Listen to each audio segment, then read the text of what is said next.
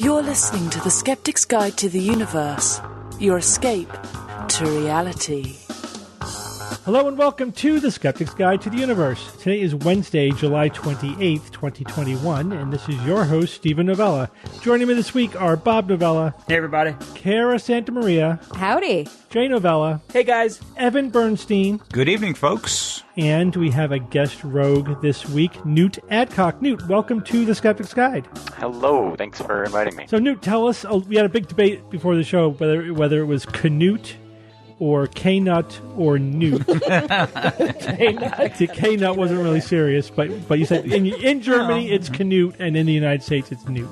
It is, it's Newt. Spell it with a K. My mother was gracious enough to change the spelling early on when I was born, even though I was named after the salamander, the NEWT style.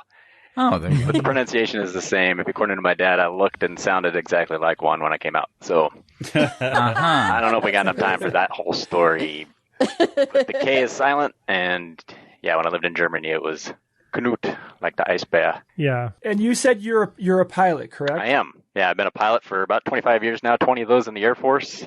A little bit at the Air Force Academy before that, flew Cessnas, and then and now I fly in a private corporate aviation. How many Tic-Tac UFOs have you seen? Come on, be honest. Now's the time. Ooh. I don't know if I'm allowed to talk about it. See? We as pilots are really tight knit. I mean, it's hard enough keeping the chemtrails under wraps, but I know you got to pretend the world is a sphere. You got to, it's hard. That's yeah, right. The ice wall. Yeah.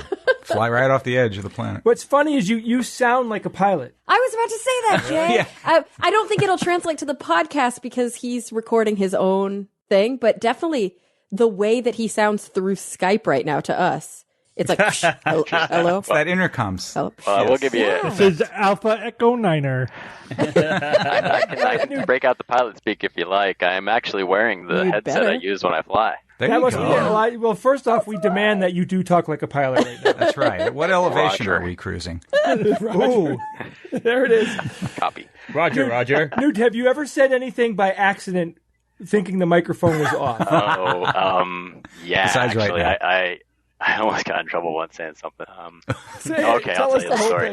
So my last job in the Air Force, I flew Air Force One, and wow, no way! Yeah, that's Badass. amazing. So we would be very critical of our radio discipline. And one time we're sitting there at the end of the runway waiting to take off, and there's this storm right off the end, and we could not find a way around this thing. Finally, it looked like there was a break in the weather, and I think Tower knows as well because they asked, you want to go? And I was on the radios at the time. I was in the right seat, and I said, Air Force One copies. Yeah, we'll risk it. And that was like the worst thing I could have said on the radios because everything we do and say is recorded. And I think I remember getting hit in the side of the head with a checklist by somebody saying, dude, don't say things like that. But normally, we are very, very succinct and precise and practice saying Air Force One. Ready for takeoff. That's it. Don't say anything. Right. else. No unnecessary words. No. Oh my God! I unnecessary. just realized I could never be a pilot. I could just never realized follow that, that Jay? protocol. Forget it. I would be like trying to chat the guy up. Yeah, I know. Flight it's the simulator. same. It's the same thing when you're a physician. Like they teach you early on, like you don't say whoops. Like there's certain things That's not you good. don't say. Like when you're examining a patient, you don't say, "Yeah, that's good." Like there are things that you would just say normally that can be interpreted, in a nefarious way. You have to clean your lingo. Yeah, psychologists never, ever, or like good psychologists, I think, never say, I understand. Even though that's a normal thing to say in common parlance when somebody's telling you about an experience and you're like, yeah, I understand. Is it considered But discourteous or Why? Oh, because you don't understand. And it's actually like the really important thing as a psychologist is not to be sort of like feigning empathy. Mm-hmm. You don't understand what the patient is going through. You can say that sounds very difficult. It sounds like you really were struggling there. I can imagine, or I even try not to say I can imagine because I don't know if I can, but I would never just say totally I understand. It's so disingenuous. Well, maybe. No, it is. Trust me. If somebody says that to you when you're talking about going through like a death or something really intense, and they're like, I understand, like that's not what you want to hear. You learn to follow the path of least resistance. So, like, for example, early on in my career, when I was doing the neurological exam, I would tell patients, just walk normally across the room, just so I could see them walk, right? Mm-hmm. And then after about the third or fourth time, I had a patient get mad at me saying, I can't walk normally. Right. I said, walk as you normally would across the room. Yeah. Oh, so my that God. just so that every now and then somebody doesn't get mad at me for implying that they can walk normally, Well, the word normal itself also has kind of become it could be loaded. Like there's Right. it's and when you're just dealing with thousands of people, in an interaction, you sort of learned how to avoid you smooth out all these rough edges. Mm-hmm. Yeah, especially if you're seeing, like you said, if you're seeing people every day. Because I have ongoing relationships with my patients like weekly, one of the things I do since I work at a cancer center that's I think so important is to figure out their identity language early on. Like, do you like the word survivor? Do you like the word victim? Mm-hmm. Do you like the word? Because so many people have very strong feelings about those words. Sure. And you want to make sure you know what they are and you're operating within their frame. But anyway, that's very far away from the pilot saying whoopsie. Or no, we'll risk it. We'll risk it. To the press. They're saying, you smell that? Yeah, that's another good one you don't want to say.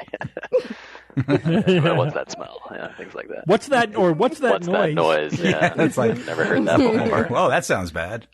Yeah, exactly. How do I turn that off? New? Is it supposed to do that? Exactly. Anything new that happens. Can you turn those alarms off, please? Ever been struck by lightning while in flight? Hold that thought. We're going to move on to some COVID updates. Okay. Boy. And I do want to say before I do that, today is July 28th. So my birthday's tomorrow, July 29th. That's right. Happy birthday. Happy day before your birthday. Happy birthday. But today is my daughter's birthday. Her birthday's the day before mine. Julia. So happy birthday, Julia. I know she listens to the show. She wants to say happy birthday. Yay, Julia. All right. So a couple of COVID items I wanted to point out. Okay. Here we go. Both things that I get a ton of questions about, and there were some news items today that were relevant, so I thought I would cover them. One is about Ivermectin. You guys remember what that is? That's a drug that is, many people claim, is effective at treating COVID-19, right? So an antiviral drug that treats COVID-19. Mm-hmm. And there is a bit of a controversy about how well it works. Mm-hmm. There's a controversy because the data is preliminary, right? If it were if it were ironclad, it'd still be a controversy because it's COVID and people are dumb, right? But it would be less of one. So there was a systematic review published recently where, systematic reviews where they go over all of the published data to date. This was 14 studies with 1,678 participants. So that's the total amount of data that they had to work with. And they concluded that I'll read you the author's conclusions. This is sort of the executive summary of all the data. Based on the current very low to low certainty evidence, we are uncertain about the efficacy and safety of ivermectin to treat or prevent COVID-19. The completed studies are small and few are considered high quality. Several studies are underway that may produce clearer answers and review updates. So they're basically saying there's not enough evidence to say either way, but keep in mind what that also means is that if there were a big signal, we would be seeing it, and there isn't a big signal. Mm-hmm. You can always it's hard to rule out a small signal. So usually preliminary data tends to be more positive. There's a bias towards the positive. So if in the preliminary data they're not even saying it's encouraging or there's a potential signal, they're just red saying, flag. there's not really much there with the studies we have. Most are negative. There was one big positive study that was really, lit a fire under the claims for ivermectin, and that was retracted as fraudulent. It was a fake study. Oh, so you now have to factor that out of any previous reviews about ivermectin. This is the most up-to-date one, and it accounts for that one fraudulent study. Basically, this really is a fairly negative review, but it's based upon preliminary evidence. So there is room for more definitive studies. But, again, it means there probably isn't a big effect there. Because, if there were a big effect, we probably would be seeing it even in the preliminary data. So, Steve, how does that work? Like, how the New York Times writes an article and then they correct it later in the day saying, we accidentally named the source as Dr. So-and-so, but really it's Mrs. So-and-so or something like that. Like, but we don't do that with journal articles. Well, they just retract them completely. But I'm saying, like, let's say a meta-analysis includes a study that later was found fraudulent. Wouldn't it be great if the authors of that meta-analysis could just update their study and sort of like make a note at the bottom so that now when people search for it, it's still the same DOI number. It's still like, it's just an updated version. Yeah, usually editors will do that. Like they'll publish an editor's note, that this By the review way, includes a study which has now been retracted or whatever. Right, because that seems like a really unfortunate aspect of the scientific publishing world, that there's always outdated information. Yeah. But no, they do publish corrections, though. Okay.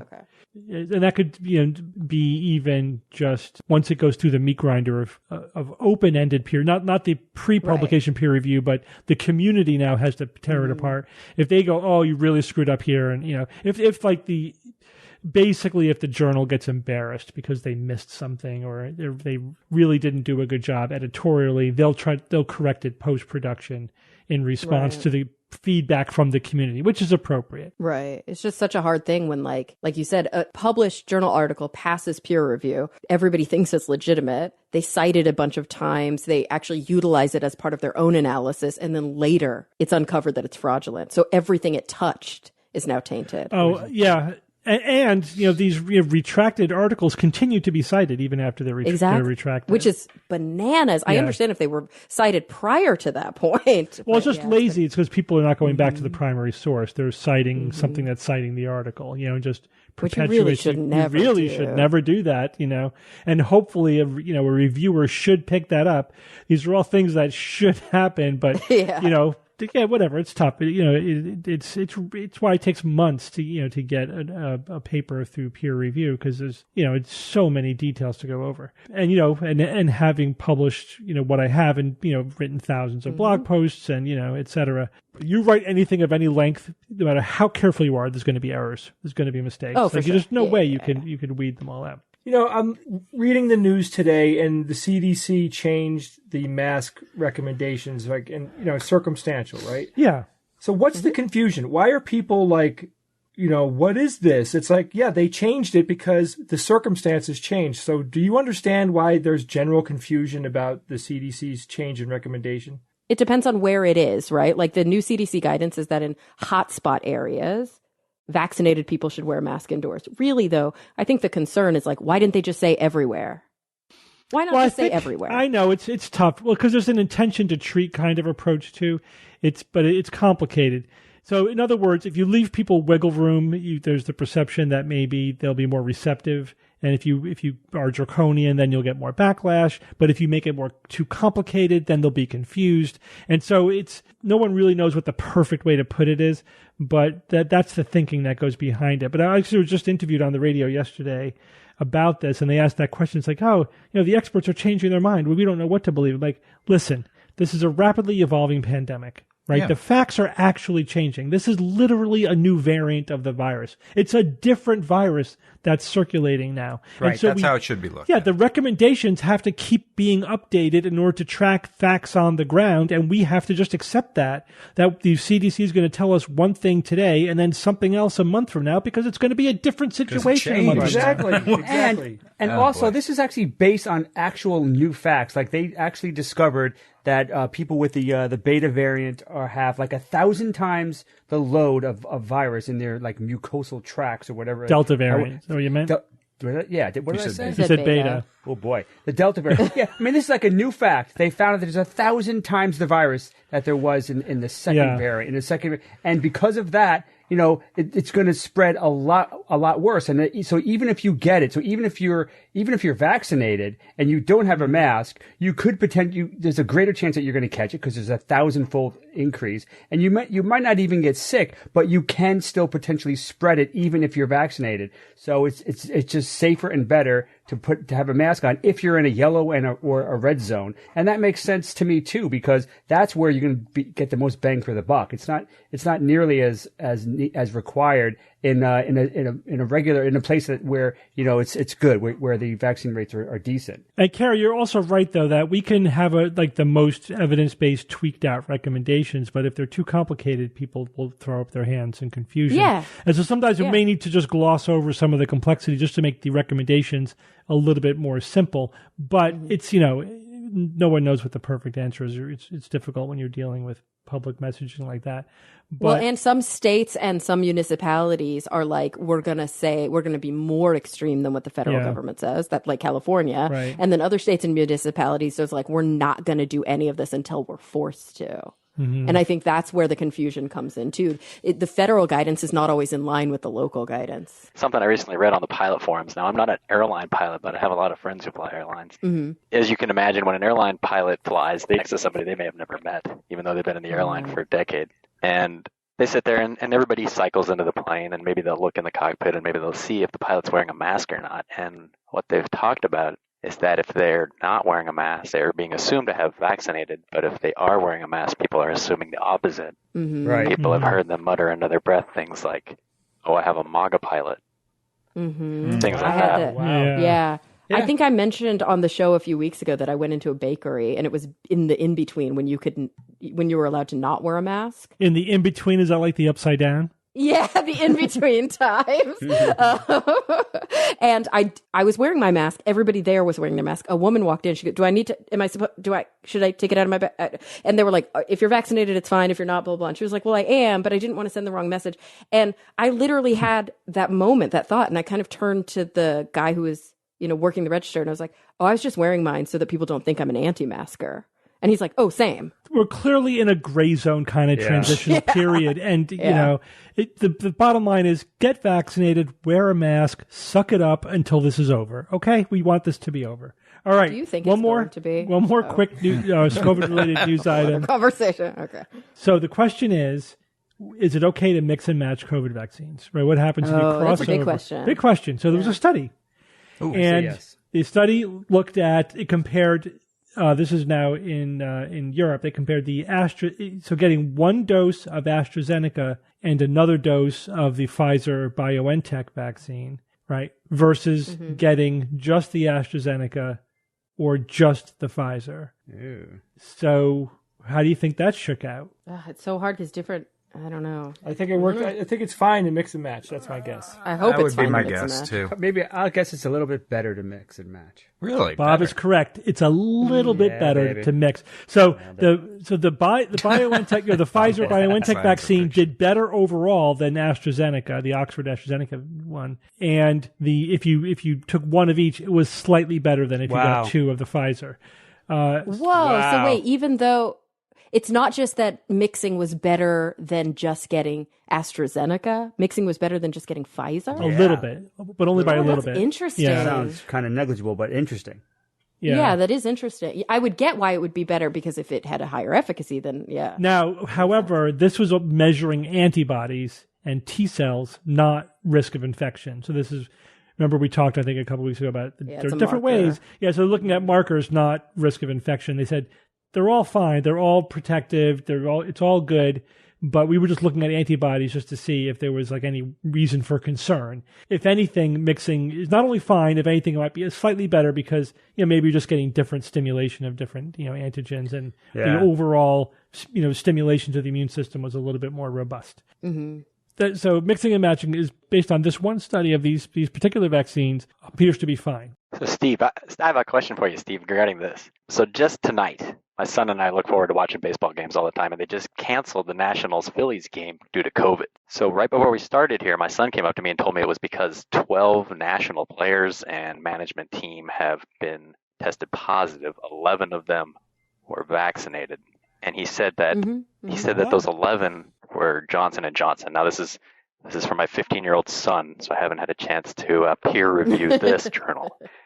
But he's pretty smart on baseball stuff. My question then, related to what you just brought up, Steve, is say someone does get the Johnson & Johnson, they read some of this anecdotal evidence and they get nervous. Can they go out and get themselves some Pfizer or Moderna? Yeah, it was like 85 versus 90 to 95. It's still very, very effective. It's not quite as effective as the mRNA vaccines. I haven't seen any published studies looking at crossing over, like getting a booster from the Johnson & Johnson. And they're basically, the other thing is, you have to remember, they were sort of discouraging that mainly because everyone needs to get a first dose before we talk about people getting boosters or second doses or insurance doses or whatever. Right, but J&J was a single shot. It's a single shot, but they're basically saying, don't worry about that until we get everybody vaccinated, right? Was kind of the standard answer. And I think we're going to be getting our boosters at a year. I think that's going to happen. I think you're right. I think we're all going to be getting boosters. And when you look at the hospital data, again, over and over and over, 90 some extreme number % of people in hospitals across the country were not vaccinated or only had a single shot. Yeah. And the single shot definitely is not adequate. Like, you do not get, for the ones that require 2 shots, a single shot does not do it, does not cut it. All right, let's move on to some news items. Bob, you're going to start with an update on folding proteins. Yes. I thought you were going to say folding laundry. I don't. Bob's news item is, Bob. I don't do it. Yeah, I wouldn't cover that unless maybe it was metamaterial laundry. Cool. So, yes, DeepMind and European Bioinformatics Institute released a treasure trove of 350,000 predicted protein structures created by their deep learning AI AlphaFold 2. Now, you may remember AlphaFold 2. I talked about it in episode 804. Check it out. Fascinating stuff. Last December, it won the Olympics of protein folding, showing that it could predict how hundreds or thousands of linked amino acids would fold into complex proteins far, far better than any other predictive system at that time. So knowing the specific shape of a protein is critical, right? Because that 3D shape actually determines how that protein will function. And proteins are, by the way, the shit. They make up and make happen most of the important life stuff, in quotes, life stuff that happens in biology. That's, of course, all over the earth. Proteins they really are the queens of biology. They catalyze far and away most of the chemical reactions in the cell. They can be so many different things. They could be structural. They could be protective. They could be used as transport or storage. They're membranes. They're enzymes. They're toxins. I mean, just look at a cell's resume. Most of what they have written down, proteins. That's kind of like what they do. So proteins are, kind of important in biology, and intimately knowing what those proteins are, and especially the ones that humans create, particularly, is obviously that's a holy grail of biology. So this almanac of all the proteins for humans is called the proteome, and it was the biggest ineluctable goal once the genome was mapped in 2003. Because once we mapped our genome, a lot of these scientists were saying, all right, now that we got this, we got to go after the proteome. And of course, that's been a goal for years, but you really kind of need the genome first before you're really going to start mapping, creating the proteome. And, but only until now do we really kind of have the tools to do this. Because remember that just because we know the genome, that doesn't mean that we know the shape of the proteins that it codes for, right? It's not encoded in DNA. It's not in there. It's just way too hard to predict how amino acids would fold in on themselves to form a protein. Incredibly complicated. Some amino acids are hydrophobic, some are hydrophilic, some are charged, some are uncharged. I mean, trying to suss that out for a protein comprised of hundreds and thousands of amino acids, not gonna happen in any way that we could come up with. In like an algorithmic way, until really the AlphaFold 2. Now, we've had other methods to actually get a fairly definitive look at the 3D shape of proteins, but they were expensive. They were time consuming. Like, for example, you may have heard of X-ray crystallography or cryo-electron microscopy. Those are 2 methods. They're great. They will really get you a look at what the 3D shape of that protein is, but that takes too much time, too much money. It's way too slow. But that's the gold standard for years. But really, no longer. It's not necessarily the gold standard anymore. All right. So how does AlphaFold do this? It uses 2 methods primarily. It uses training data that was taken from all that hard-won information from the crystallography data. Right. We have all those images, that hard-won data from X-ray crystallography, and using that, you could use that as training data.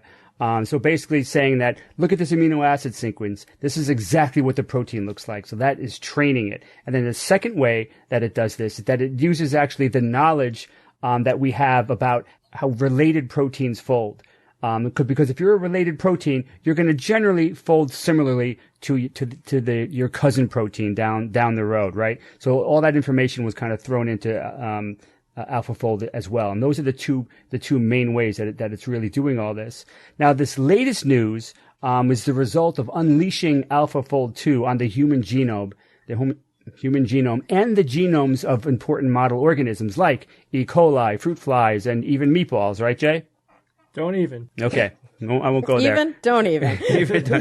So last week, as I said, they released a database of 350,000 three-dimensional protein structures. Now let's look at the subset of those that are just the human proteins. Many researchers put the human proteome at 20,000 proteins, but that's kind of a guess, I think, Steve. Right? That's not exactly that firm. I've come across numbers that were smaller and even far bigger, but kind of the big number you'll hit when looking up the human proteome, it's about 20,000 proteins, and that's probably close enough, I guess. So 20,000 is the estimate I always see now. Yep.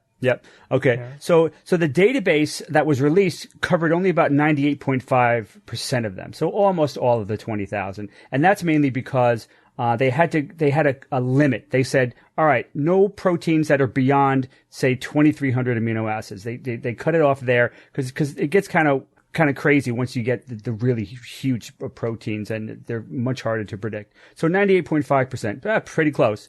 So we had previously laboriously identified 17% of the human amino acids, so-called residues, in our proteome. We spent decades using those gold standard methods I mentioned. 17%. So now this new database brings that number up to 58%. Almost 68% at a confident level. It's just confident. They are very confident. And of that 58, 36% are highly confident. So they're very highly confident of 36% of it. Now think about that. I mean, from 17 to 36 or to 58%, that's a staggering increase. There's nothing incremental about that. And what that is, if you really think about it, that's essentially decades worth of research done in months or weeks. I mean, probably a lot quicker than that for the program to run. We're actually doing this where we're doing decades worth of research in a day or so. Now, AlphaFold is obviously, it's not perfect. There are things that it can't do. There are some proteins that do not have a defined structure. I mean, that actually is what they do. They're not defined at all. If they have any structure, their structure is to be flexible, right? So AlphaFold is just not designed to really deal with that. There are some proteins that will not take on a specific structure until they are like physically touching another protein. So AlphaFold is definitely not designed to deal with that. The data is just not there to handle that as well. So it's not going to it can't do all proteins. Not at all, but it can do a lot of them, and it can do some of them incredibly well. One thing about this release that I really loved is that DeepMind is making their data set publicly available on a site hosted by a European Bioinformatics Institute. I checked it out today. You can go there right now, alphafold.ebi.ac.uk. Go there right now. I poked around. In under a minute, I was looking at the predicted shape of cell division protein FTSP for E. coli. Bam! It offered it as E. coli as an example, and I drilled down a little bit, and I was looking at a protein, and the confidence level for most of the shape of that protein was above the 90th percentile, above 90th. Which is essentially what the X-ray crystallography gets you after months of work and a ton of money, and they got it probably between breakfast and lunch. Amazing. This is going to be an amazing tool. Now, over the course of the rest of this year, DeepMind plans to target every last gene sequence in DNA databases, like probably all the major databases all over the world. They're just going to hit all of those gene sequences and feed them in to AlphaFold 2. Their goal is to increase their database of predicted structures from 350,000 to 100 million proteins, 100 billion or more. Researchers say, we think this is the most significant contribution AI has made to science to date. That is a hell of a quote right there. So what does that mean then? What's this going to mean to me? So now having the proteome, and we don't have the proteome yet, but we've made big strides, it seems, and we're going to make even bigger strides in the very near future. It's definitely going to make some big changes to the practice of medicine. Obviously, designing drugs, understanding diseases. Computational biologist Mohammed Al-Quraishi describes having the availability of so many protein structures is a paradigm shift in biology. Steve, you mentioned in your blog that we'll be able to move more quickly from research on people and animals to computers, right? From in vivo and in vitro to in silico, right? Basically. Yeah. Well, the more data we have, the better we'll be able to model things. So, I mean, you're still going to, for anything medical, you're going to need that final piece of testing it in actual people. Right. But the goal is by the time you get to that point, you've maximized safety and you maximize the probability of it working. And the more information we have, the better. So this will speed up clinical research because it'll get us to that final human stage with much greater confidence. Yeah. But of course, like the Genome Project, remember when that came out in 2003, I distinctly remember it. Yeah. A lot of changes now will be behind the scenes. You're not going to go to your doctor and talking about this really. It's not going to trickle down to you for a while. It could take years for that to happen. This kind of stuff takes time. But behind the scenes, there's going to be a lot of stuff going on. But of course, not everyone is doing a happy dance. Apparently, I found David Jones as a UCL computational biologist. He believes that many of AlphaFold's predicted structures could have been created with earlier software developed by academics. He said, for most proteins, those results are probably good enough for quite a lot of things that you want to do. So, okay. So to sum it up, I'll end with a quote from Alphabet and Google CEO Sundar Pichai, who said recently, the AlphaFold database shows the potential for AI to profoundly accelerate scientific progress. Not only has DeepMind's machine learning system greatly expanded our accumulated knowledge of protein structures and the human proteome overnight, its deep insights into the building blocks of life hold an extraordinary promise for the future of scientific discovery. And I'll finally end with my big takeaway. My big takeaway from this is that I think this is starting to give us a glimpse of the potential of narrow AI. I mean, if you already haven't gotten that glimpse already, it's an amazing tool. And we're just scratching the surface. We're just getting started, and it's going to continue to improve and change our lives. And I mean, I'm just trying to think, can you imagine in 20 to 30 years, what narrow AI and beyond will be giving us? It's going to be amazing. I mean, clearly some crazy stuff's coming down the road. I agree. And I'm usually not nearly as much as a techno optimist as you, Bob, but I think that you can't oversell, I think, like the promise of narrow AI, the way it's been taking off in the last, 5 years or so with deep learning and neural networks and everything. Think about this. This is jet fuel to biological and medical research. Yeah. We're going to be feeling the effects of this for decades, and it's only going to get better. So it really is allowing us to do decades of research in months in some areas. And even though it could take some years before we really start seeing the payoff, I mean, your kids and your grandkids, they are going to be seeing the results of this. They'll be thinking of this, of this date, and maybe they'll even remember this talk. I remember when Bob talked about that in 2021. Wouldn't that be nice? He first brought it up in episode 804. It's 838. All right. So that's the episode we're on. Sounds like 838. Thank you. You're welcome. What if I told you guys, what would your first reaction be of a study that claims to treat brain cancer with magnets? Sure. I would. Brain cancer? Sounds like it's from an article 100 years ago. Well, we're already doing, we're using magnets on the brain. I would imagine that it's probably derivative of that. Yeah, but for cancer treatment? But how do you shrink a tumor with a magnet? Yeah, you hit it with magnetism. So wait, but what if you're using the magnets to guide the drugs? Oh. Is that how? Oh, like an Etch-a-Sketch kind of thing? No, this is just directly from the magnetic field itself. Yeah, that's cool. I mean, I would say I'm skeptical, but tell me more. Yeah, it's kind of, you guys are reflecting kind of the dichotomy here.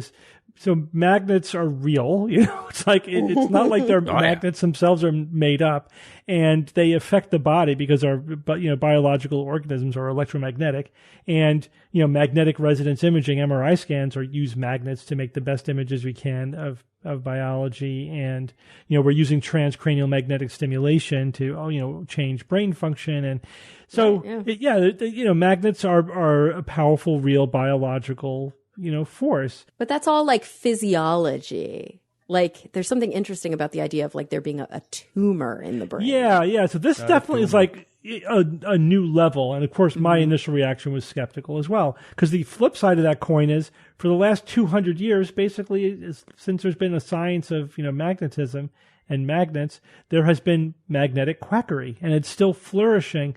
And so the question is always, when I hear any claim being put forward for magnets, is this real or is this magnetic quackery? Is this nonsense? And sometimes there's things in the middle where you have legitimate researchers who think they've hit upon something, but they're just getting kind of lost in the sexiness of using magnetic fields to affect the body. I've seen that happen as well. So I took a deep look at this one, and my overall sense is that this is legitimate but preliminary, right? If I had to encapsulate, the executive summary there.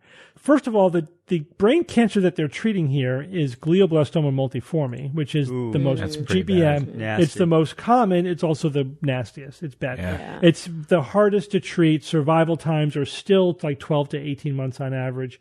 And that's quick. Yeah. And like our treatments, they've made a little bit of a difference, but not much. And they can be kind of brutal too. Yeah, it's hard because it's brain cancer. It's a very invasive cancer. It sends out like the tendrils into the brain tissue. That's why it's impossible to cure. It's not like encapsulated or anything.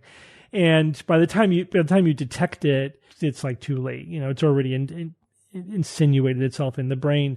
And of course, our ability to use aggressive treatment, whether surgical or radiation or whatever, is limited because it's the brain that you're talking about. At some point, you're like, you could take out lobes of the lung and try to manage people that way, but you can't do that to the brain, without causing significant neurological impairment. So it's bad. It's very, very bad. So anything. Well, wait, we only use 10% of our brain, so can't you just cut off the other 90%?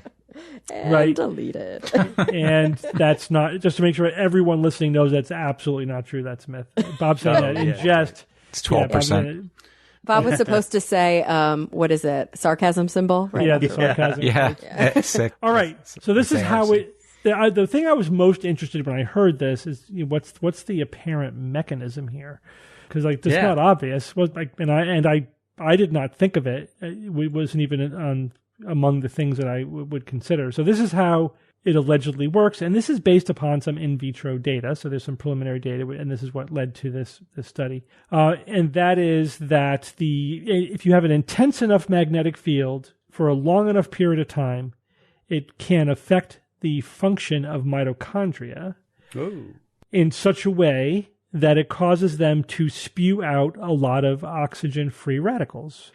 Now, if you have a very metabolically active tissue, like cancer, it might cause them to put out so many oxygen-free radicals that it triggers cell death, apoptosis. Yeah, so that's the idea. Cool. But it would never be like all of it. No, probably not. But yeah, I just don't see how this is. I mean, but it could definitely maybe tamp it down, slow its progression. Well, you want to hear what the results were? So first of all, this was a case report. This was a case report of one person. This is one person. Okay. So this is just a proof of concept. We just want to make sure it's not going to make the person drop dead, so that we could actually study it in people. So this was somebody who has glioblastoma, GBM, or I should say had. He passed away during the study, but he had GBM and had failed all treatment, and there was nothing left they can do for him. So it was like nothing left to lose. Let's try this experimental treatment, sort of thing.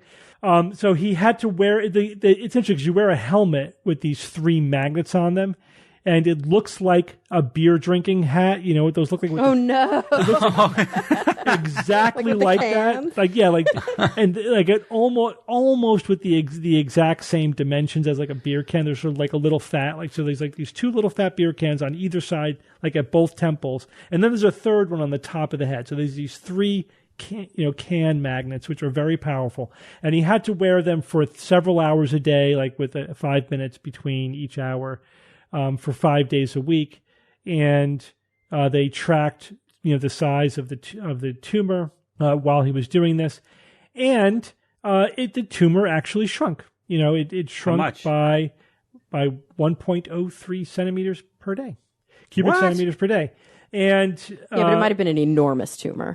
Yeah. So overall, it shrunk by 31% during the course of the treatment. 31%. Damn. And so, which random question, Steve. Yeah. How how sure are we that this wasn't just the cumulative effect of all the other treatments this guy had taken? Well, because we don't know for sure because it's one person, right? So, but there's a couple of good reasons to suspect that it isn't. One is that it was the magnets. One is at one point he had to take a break from wearing the magnets, and the tumor started to get bigger. Oh, and then they reinstated the magnets and they got smaller. And then when he did it for longer, it got smaller faster. So there was an apparent dose response, and there was good correlation to actually because they were following him during the course of several months. It wasn't just like at the beginning and the end. That's good. That's pretty good. That's pretty good. Yeah, that's pretty I wear strong. them all the time. Yeah, now, interesting. Okay. Unfortunately, the guy had a brain tumor. He's neurologically impaired. At some point during the study, he fell, had a closed head injury, and ultimately died from the injury. Oh, so my he died gosh. not from the tumor and not from the treatment, but from falling and hitting his head. Which is related, probably. Well, probably secondarily related. Probably, because I said he's impaired because he's got a brain tumor. The family did allow for an autopsy, so this allowed the researchers to do a pathological examination of the brain, and they were able to document the tumor shrinkage that way. It's a case report of one person, so that's a hugely preliminary. It has to be replicated. We need statistics. We need to do real controls here. Yeah, but so there's a lot of. It's encouraging enough to do more research. I don't want to oversell the implication of a single study with one person, but as a proof of concept to justify later research, it's pretty solid. Oh, yeah. And it's interesting. It's interesting that that I never would have thought about that effect. But again, one of the main ways that we treat cancer is to put cells that are the most metabolically active under some stress, because cancer cells are probably the most metabolically active cells. That's why you lose your hair, right? But that's why you lose your hair, and you have other effects, because the other metabolically active cells will tend to be affected as well.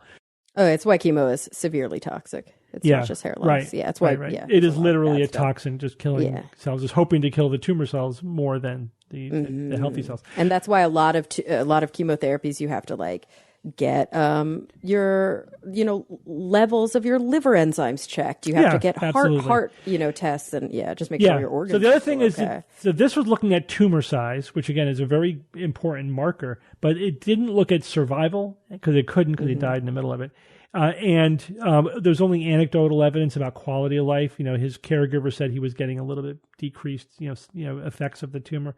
But what later studies will need to look at is, does it actually increase survival, and does it increase quality of life? Duration and quality of life, that's what it's all about, right? Mm-hmm. And so it's probably not going to be a cure, but if it does, help whack back the tumor, and extend survival even a little bit, it's something, because again, this is such a horrible diagnosis. I did want just to remind you guys of the CRISPR study from a few months ago that showed a significant. That was incredibly encouraging. That was in mice; it was not in humans, right? But that was also with GBM, right? So who knows? Maybe in 4 or 5 years, we might have in the clinic some combination of CRISPR and this magnetic therapy that might start moving the needle on GBM. It'd be really, really nice. Yeah, and the truth is, human trials would probably be relatively easy to get approval for, considering that it's non-invasive. It's all risk versus benefit, right? And the standard of care for glioblastoma is still, they're low survival. I mean, it's a very low survival. So even the best we have right now is not great.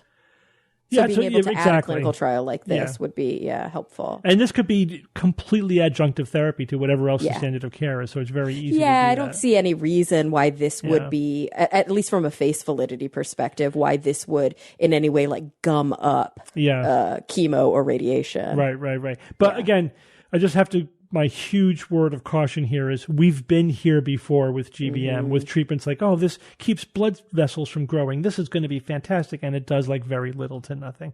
So, we just got to be very cautious, because, everything that's looked encouraging previously for GBM has just not had that much of an effect. But we got to keep playing those lottery tickets, right? We just got to keep trying. And this is, one of the more encouraging things to come down the pipe for a while. So we'll see how it works out. I mean, have we ever seen a 30% decrease 30 like that? Probably. I mean, that's the thing. You've got to remember, this is one dude. Yeah. Probably plenty of people have seen 30% decrease when they took chemo. Yeah, or radiation therapy. or radiation, whatever. like stuff we already have. Yeah. Yeah, the problem is that even though when it looks good with markers and everything, it just doesn't seem to extend survival. That's the key. Yeah, and with also GBM. Okay. a 30% decrease means nothing if it's just going to come roaring back the minute that the you can no longer tolerate the treatment because it's too toxic. And that's a huge problem. It's like you can only stave these things off for so much, and the minute that you're not in treatment anymore, it comes, raring back. So Right. I mean, I could wear that helmet all day. Yeah, but we can't assume it's benign. It's doing something, right? That like, if you're killing cancer cells, it's doing something. Yeah, it might cause long-term cognitive impairment, or there's no reason to think it wouldn't. It's just not relevant if survival's so low. Now, Steve, are the doctors worried though that somebody might end up with superpowers? No, they're very worried, Jay. It's why they haven't said anything about it yet. Okay, just curious. Jay, Take their silence as panic, okay? What, Kara? do you have a sticky note on your laptop that says to ask that every time we do a CRISPR or magnetic? Or I'm just checking because this is where these superpowers come from. Or gamma rays. If you Or read nanotechnology. comic book historical research, that's where all these wacky stuff is coming from. That's right. About things they know. Peer-reviewed comic book literature tells me this. All right, Jay, since you're so keen on chiming in here, tell us about the Galileo Project. Yeah, I want to start off by saying, before we get into this news item, that right now I don't know where the researchers really lie on the science versus pseudoscience spectrum. I'm hoping they're way more on the science side of things, but there is a little bit of question about it. So, do your own research. I'm just going to tell you about what took place this week. So the concept here is, imagine if we could find an alien artifact for real. Oh boy. Kind of how cool that would be. I'm talking about something that was built by an alien culture. What impact would that have on today's society? That's for philosophers and Kara to figure out. But astrophysicist Avi Loeb from Harvard University and Frank Lokian, CEO of Bruker Corporation, they're both co-founders of this new initiative called the Galileo Project. And the goal of the project is to search for and hopefully find extraterrestrial technological civilizations, or ETCs. So on Monday, the 26th of July, the team announced, and this is in quotes, given the recently discovered abundance of Earth-Sun systems, the Galileo Project is dedicated to the proposition that humans can no longer ignore the possible existence of extraterrestrial technological civilizations. So that's a mouthful, right? Wait, okay. Ignore the existence Have we been ignoring? Has there been any evidence? Yeah, I know, Bob, right? There's a lot of question You're marks. missing the word potential or possible. Exactly. Well, I'll get into it a little bit later where, what I was able to read today, what I found out. But let me just go through what the Galileo Project is. Because on the surface, it's not a complete waste of time. The team will look for techno-signatures. Have you ever heard of a techno-signature? Yes. Mm-hmm. Yeah, we talked about it on the show. Yep. Right, okay, so just to remind people, they're physical objects, right? Maybe it's an alien species that built something that we can see, right? It could be an alien technological equipment of some kind. Like, Bob, you always talk about Dyson spheres, right? Like encasing swarms. A Dyson swarm, like encasing a sun in a material that will collect the energy of that sun. Right, and it would radiate infrared, and you could detect the infrared, sure. Right, so there might be, who knows, right? Come on. The universe is huge. There might be some artifact out there. The problem is detecting it. Exactly. So the project has 3 research goals. The first one is to obtain high-resolution images of unidentified aerial phenomena. This is the new way of saying UFO. It's UAP. Really? They're going local with this? Oh. Yeah. Through multi-detector sensors to discover their nature, search and conduct in-depth research on interstellar objects. That part is great. Search for potential ETC satellites in Earth's orbit. Not so great. In Earth's orbit? Yes. Wow. No. This is pseudoscience. Yep. But this is Avi. This is Avi. I think it's mixed. I think it's mixed. It's mixed. Well, not from what I'm hearing so far. I mean, you're going to look for extraterrestrial technology in the atmosphere, in orbit around the Earth, or in the solar system. Steve, this is the Oumuamua guy. I know. Exactly. Oh, yeah. So, I mean, what do you hear? What are you hearing that sounds encouraging to you? So the team is not investigating previous claims of alien visitation or UAPs. This is good news, by the way, right? Because there's all this crap in the news for the past several months about, UFOs, whatnot. They want to look for and research physical objects like Oumuamua, and no matter what oddities they do find, this is what they say, they want to discover the origin if possible. It could be an atmospheric phenomenon. This is what they're saying, that it could be an atmospheric phenomenon or a similarly mundane explanation, or it could be something much more compelling, like an actual alien artifact. Either way, the team is going to use a science-based methodology to draw conclusions. That's basically what they're saying. Now, of course, what they actually do with the information that they find is a completely different thing, and that's going to happen behind closed doors, which we won't know. So in the past 2 weeks, the team has received $1.75 million in donations. They're currently selecting the scientific instruments that they need to get started, and they plan to set up multiple telescopes, or they're calling it telescope systems globally. So each telescope system is going to have two 25-centimeter telescopes and, of course, a digital camera.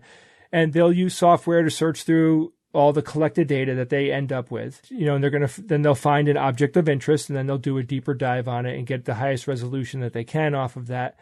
They also plan to analyze data collected from other survey telescopes, like the 8-meter Verisi Rubin Observatory that's currently under construction in Chile. Okay, that's cool. They should use these bigger telescopes as well. Now, just for some context here, many fields of science look for signs of life outside our Earth. Legit. Like planetary scientists, astrobiologists, exoplanet astronomers, and of course SETI. Hello, right? They're looking for evidence, and we don't turn a crooked eye to SETI because we know that they're science based. The question always is, how legitimate is the science? And the problem here is that pseudoscience has a strong presence when it comes to proof of aliens. It always has. Some scientists are conducting legitimate research, and others aren't. So time will tell how legitimate this new endeavor is, but I found something very interesting. So Carl Sagan's book, Contact, was very loosely based on a scientist named Jill Tarter. And she recently went head-to-head with Ali, the guy... Avi Loeb, right? She went head-to-head with him, basically saying, cut the pseudoscience, right? You need to read it. There was an exchange that they had. It's interesting. But the point here is that other scientists are turning an eye and saying, how legitimate is this? That's the main question here. And I think it's a good thing for people to discuss because, money is being spent and they're making claims and they're going to, what if they do find something? This team actually believed that that object that came through, Oumuamua, they really believe that it was an alien technology. And there is no evidence of that whatsoever. So I feel like they're being very, very optimistic. Like in the face of true science, they're being way too optimistic. So that puts a big skeptical red flag in the sky for me when I hear that kind of sentiment towards an object that happened to pass by the Earth. Now he wrote a book and now he's out collecting money. So the only thing we could do is sit back and watch what they do and see if anything comes out of it. I mean, if they do legit science, the sad fact is they're probably going to find absolutely nothing. Yeah, I agree. I mean, I obviously have no problem with people, in doing scientific investigation to things like this. Like I have no problem with SETI. I think SETI is great, as long as they keep the quality of the science high and they don't overstate any claims, or they're not trying to prove that this is true. They're trying to really answer the question, like, is there any evidence for technosignatures out there? Then that's fine. Then I have no problem with it. And I agree. It's like they'll probably come up with nothing, but it's also possible that somewhere in our galaxy there is a Dyson swarm. It's possible. And if they find that, great. Well, the question for me is the implication I got earlier, Jay, was that they were looking primarily local, Earth's atmosphere, Earth orbit, and our solar system. Yeah. And so if they're looking just there, I think, okay, look, but I think that's a waste of time because it's basically looking for UFOs. There's just no evidence that extraterrestrials visited our solar system, our planet. And I think if you're going to spend millions to look locally, I think that's a massive waste of time. If you're going to do good science, that's great, but I would rather you look outward, look out into the galaxy and into the universe for technosignatures of Kardashev civilizations, type 2, type 3, the kind of civilizations that can make an impact on their local environment to such a degree that we could detect it thousands or millions of light years away. That's great because I think that's probably going to be the only way we're going to find alien evidence is some technosignature or a signal that that we could detect. That's how it's probably going to be detected. And we got to look. And we actually did look. We did a big survey. I remember a few years ago looking for a specific infrared signature that you would get from a Dyson swarm, and they didn't find anything. And that was very disappointing because it was a solid task, and it was a solid mission that they were doing. It was pretty wide survey, and that was very disappointing. But that's the kind of stuff I think you're going to need to do to find a techno signature. So I hope they look more, non-local than what they sounds like they're doing. Yeah. But if we do hear a signal from outer space that goes bang bang bang bang bang bang bang, if we hear that, we know it's legit, right? Because that's what aliens sound like, and only like that. Yeah. All right, Newt, you're going to tell us about this study looking at wing color and flight efficiency. Yes. So wing color and flight efficiency, specifically in birds. Not airplanes. Okay. Not airplanes. Not yet. Okay. Maybe we'll get there. As a pilot, I would love to talk about airplanes, so I'll find a way to work that in. But also as a pilot, I've had a lifelong fascination and I would say inherent jealousy of our winged friends. And one thing that we've noticed, not me, but this research that I read, they noticed that all of those large swooping birds across the ocean, they all have one thing in common. That is dark wings. So a group of researchers out of Ghent University, they examined about 324 specimens on record of soaring birds. And what they found was, dark wings are great for things like camouflage and perhaps mating, hiding, the classic reason that you would think a bird has decorative plumage. But what they got interested in was that if the dark wings, the dark feathers actually helped them fly. And sure enough, the study determined that they did find there was a benefit to having dark wing in the actual mechanics of flight for a bird. What they found specifically was that, what they did they took wings from a northern gannet, and they propped them up in a wind tunnel after stuffing them with cotton, and they manipulated the coloring of the plumage. Of course, they had white, they had dark, they had white fading into dark, and they ran them through all sorts of positions and different wind speeds and wind directions, and also they simulated various sun intensities using infrared bulbs on these wings. And what was interesting is that, of course, they found out that the darker wings heated up more. But what the researchers found was that when the wings started with the white feathers closer to the body and then branching out to the darker feathers, that there was a up to 9 degrees temperature change from the lighter to the darker, and this boosted airflow by what you may know of as a convection current. So from colder air to hotter air, just like works in the water. But what they found was that interesting thing is that it resulted in a 20% reduction in drag across the wing. Oh, wow. And that's significant. Significant. And I can tell you as a pilot that's significant based on, now here we go into aircraft. Back in 1973 with the oil crisis, there was a push by NASA, and they worked with Boeing, a bunch of other companies, trying to figure out how they could improve fuel efficiency. And this one guy, he said we should do something about the wingtip vortices at the end of a wing. And what they came up with was the winglet. And you've seen that if you've ever flown Southwest. You look out the wing, you can see the little nub going up at the end of the wing. That's a blended winglet. But what they first tested was just a chunk of metal at the end of a KC-135 wing. And what they determined was that also reduced drag by 20%. Coincidentally, exact same number. But what that translated into was about 5 to 7% fuel savings. And that's maybe a little better version of efficiency, because 5 to 7 translates to dollars when you're talking to airlines. It translates to... Oh, gosh, yes. That's actually not translates to a insignificant lot of dollars. So stretch. NASA has said it's in the billions. It's hard to wrap your brain around that number, so I went and grabbed some numbers just to make sure. But Southwest, the number one user of the 737, they've got 746 of those. They say that they save, by adding those winglets, they save 100,000 gallons of gas a year per jet. And so, and that's just Reduce a those 4 to carbon 6%, emissions, so 5%, let's say, fuel savings. And yeah, absolutely, it reduces the carbon footprint as well. It said, in fact, that 2 billion gallons of jet fuel worldwide was saved in 2010, which equated to 21.5 million tons of carbon dioxide emissions. I mean, I buy gas when I'm out on the road, and say you get a good rate, say this easy number, $5 a gallon. If you've got 750 jets at 100,000 gallons a day or a year, $5 a gallon, you're already over your $3.75 billion a year saved. So how do you translate that? So we go from the birds having dark wings, try to put it on an aircraft. If you've ever looked out, you have looked out your window and you've seen most aircraft are white. I fly business jets, they're all white. In fact, they're just called white jets. Yeah. So you got to think, there's got to be a reason. We're all about saving money. Everybody wants to be more efficient. Why is it they haven't figured this out yet, that if I painted the wing dark, I could save billions of dollars? So I'll open it up to you guys. Why do you think we paint jets white? Identification.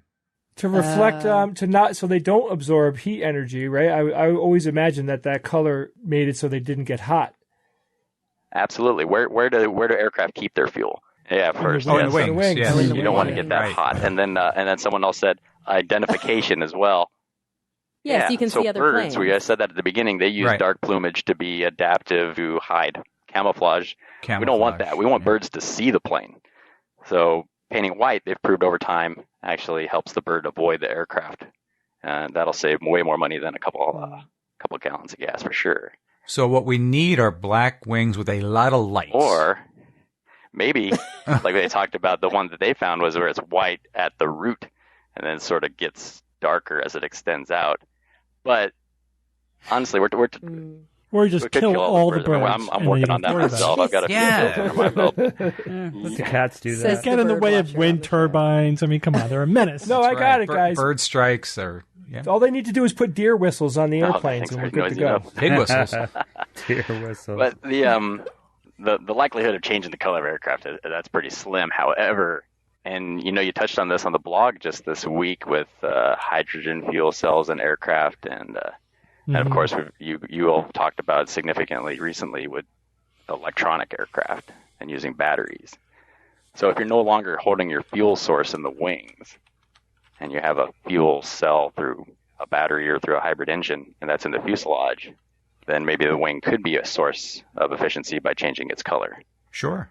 And then this is, I think one of you called it the Wikipedia rabbit hole. So I just started Googling all these EV aircraft that are coming out because, birds, they fly relatively slow compared to business jets. But so do electronic aircraft. The ones that are coming out, they're looking at ranges of, 200 to 400 miles.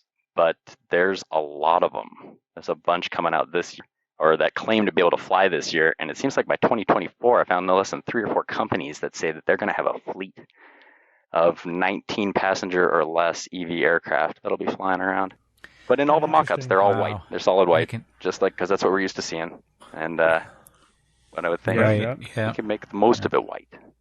But there's got to be a way to save some gas on the engines. Yeah, you'd think if all you have to do is put some black stripes at the end of the wings and you could save money, they would do probably will. They'll find a way.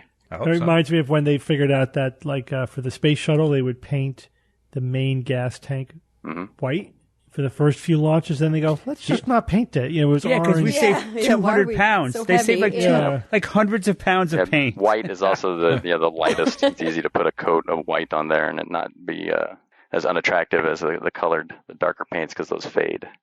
And you just got to keep adding paint. Right. What did they end up with? Wasn't it orange? Yeah. Like orange, the natural color is orange? Yeah. Yeah. Okay. Thanks, Newt. No problem. Kara, tell us about Joseph Mercola and coronavirus misinformation. Oh, boy. We know this guy. He's a... Here comes the collective groan goes in. I'm reading this article in the New York Times and I'm thinking, I remember way back when I joined the SGU, and one of the things they used to say to me is, Kara, what we love about your addition to the show is that you're skeptically minded, you're a skeptical scientist, but you're not steeped in the skeptical kind of culture. Mm-hmm. And so I love learning about people. I mean, obviously I've heard of Mercola, but I don't know if I have quite the amount of information in my brain that you guys do about Mercola. So I got to do a little bit of a deep dive on him. Great guy. Oh my gosh. Yeah. So, okay. Here we go. Start? Where do you start? New York Times did their own investigation, but I'm also going to cite a really interesting study that came out of the Center for Countering Digital Hate, which is a nonprofit that looks at hate speech and misinformation online. So I don't know if you guys have been following, but the Center for Countering Digital Hate put out what they call the Disinformation Dozen. So they looked at a sample of anti-vaccine content that was shared or posted on Facebook or Twitter a total of 812,000 times between February 1st and March 16th, 2021. So just like a kind of like a sample in the middle of COVID disinformation. And they were like, let's look at this and see who's posting it, who's sharing it, what's going on. And they basically, through their analysis, were able to, there's a lot of numbers in this analysis. There's this many accounts and shared this many times and this many people, retweeted or whatever. But ultimately, they came up with a list of the disinformation dozen. So the top 12 people who collectively account for 73% of Facebook's anti-vax content. And that disinformation, can you guys guess who some of the people on it are? Mm-hmm. Wink Martindale? Wink Martindale. Oh, come on. Who do you think makes up the anti-vax disinformation dozen? I know. Based on our... I've read the whole list. So Mercola is at the top. Joseph Mercola is the number one contributor. Number two, Robert F. Kennedy. Oh, sure. Right, Jr. Who do we talk about a lot on the show? Wakefield's not in there, no. Okay. Sherry Tenpenny, number 4. Yeah, Tenpenny. Tenpenny. Ty and Charlene Bollinger, number 3. And then we've got Riza Islam, Rashid Buttar, Erin Elizabeth, who I didn't know about Erin Elizabeth, but she's Mercola's partner. So they take up extra space on this list together. Sayer G, I'm not sure if it's Jai or G, Kelly Brogan, Christiane Northrup, Ben Tapper, and Kevin Jenkins. So if you come across any of these people... Leroy Jenkins. Be skeptical. Yeah, Leroy Jenkins. That means something in my community. We had to. And there are also key anti-vaxxer organizations that the Center for Countering Digital Hate points to. So it's not just the disinformation dozen, the top 12, but the organizations that are linked to them, which often it's shared through these organizations that have like a sheen of professionalism. So I'm saying this, to really arm us, right? So the Children's Health Defense, anti-vax. Informed Consent Action Network, anti-vax. The National Vaccine Information Center, anti-vax. The Organic Consumers Association, and lastly, Millions Against Medical Mandates. These are pseudo-scientific organizations that were developed to spread misinformation, specifically anti-vax misinformation. So not only did this organization, this nonprofit, find that he was number one on the disinformation dozen, but the New York Times did their own investigation, so they sampled. I think they were just looking at Facebook, and they found that Mercola is responsible, the number one, the most influential spreader of COVID misinformation online. So they cite an article that showed up on February 9th, which has since been taken down, where Mercola says that COVID vaccines are a medical fraud. They don't prevent infections. They don't provide immunity. They don't stop transmission, but they do alter your genetic coding, turning you into a viral protein factory that has no off switch. Yeah. So, but then they gene editing. Exactly. And then later, they do make some, I think, really important points in here because, I could just list horrible things that this man has said. And, for a little bit of background, this is an osteopath who I think very early on realized that a media empire was the way that he was going to make a lot of money. So in the 90s, he started building these different websites. And then when social media really caught on, he very quickly, hired a team of people and worked very hard to create viral content that would spread and spread and spread through social media. This is a big part of his focus. There are quotes in this New York Times article from unnamed sources who used to work for him that they had signed NDAs, so they weren't willing to give their names on the record about how he does this. He often does A/B testing. It's a really important part of his job that he figure out how can I make these posts go as viral as possible.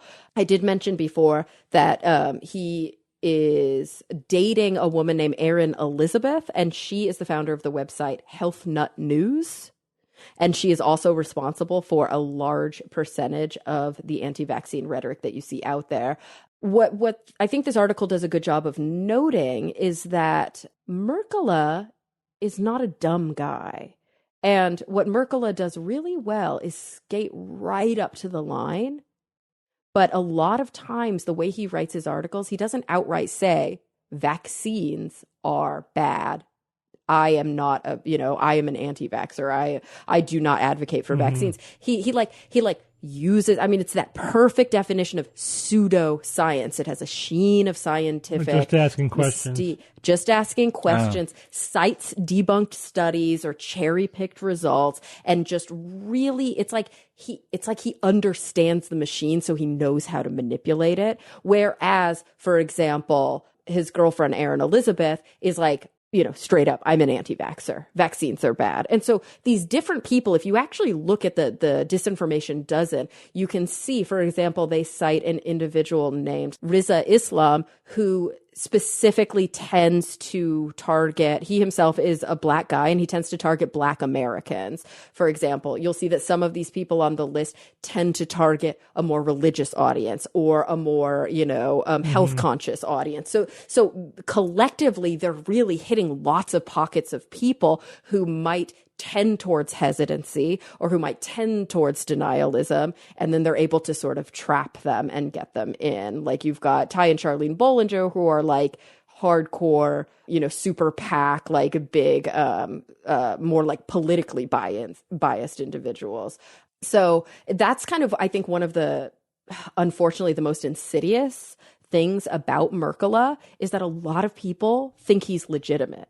He's a physician. He knows how to talk about science in a way that sounds scientific. He's very good at misinformation, and he always backtracks. So in an email with the New York Times, he said, "It's quite peculiar to me that I'm named as the #1 super spreader.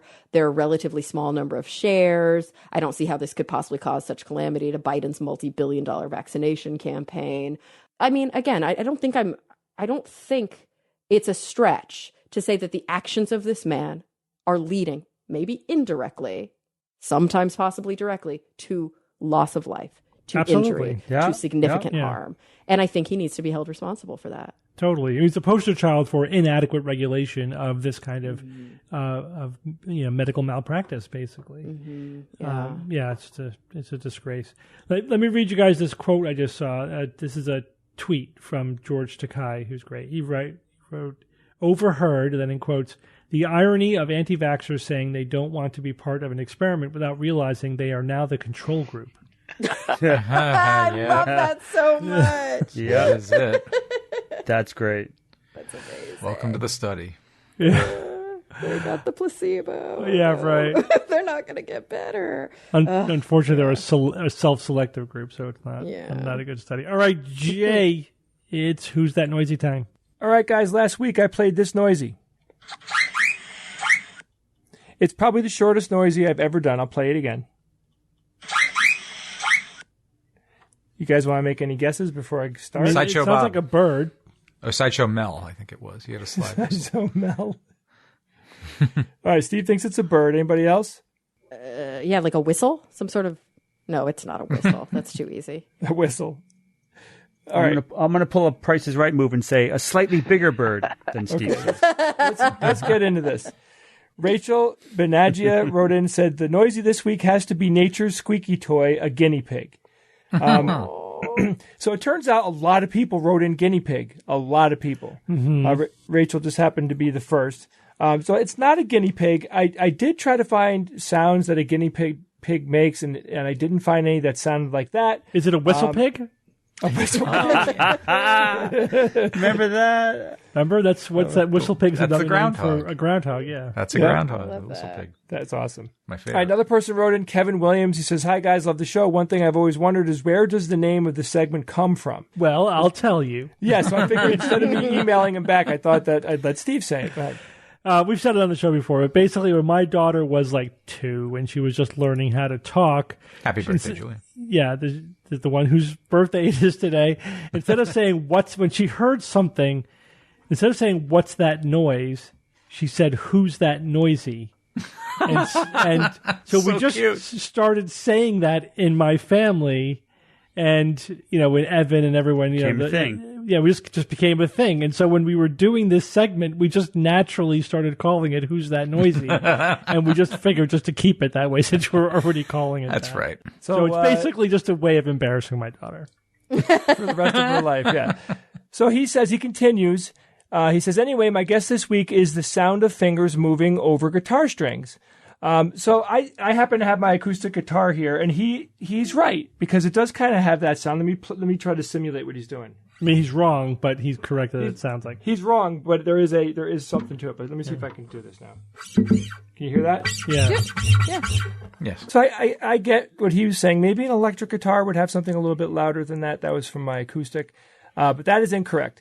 So John Creasy writes in, it's a steam-powered siren from a traction engine. Have you ever heard of a traction engine, guys? Traction engine. All right. It looks like a train engine that somebody put gigantic tires on, and it drives down the road. So it's kind of like a steam tractor. Okay. A super powerful steam-based tractor. Now, I suspect, because multiple people wrote in about these traction engines, that they have toot horns, right? I would assume, though, that they probably do make a noise, a high-pitched noise like that. This is not correct.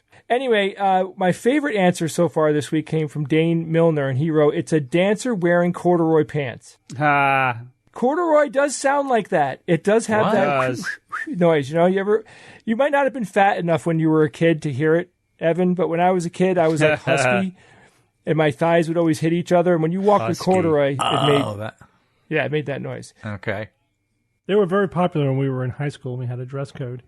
That's why I wore corduroy for 4 years, basically. Dane said it sounds like paracord or nylon rubbing together. The corduroy was kind of a joke. Now, here's the closest guess that we got. Nobody won this week.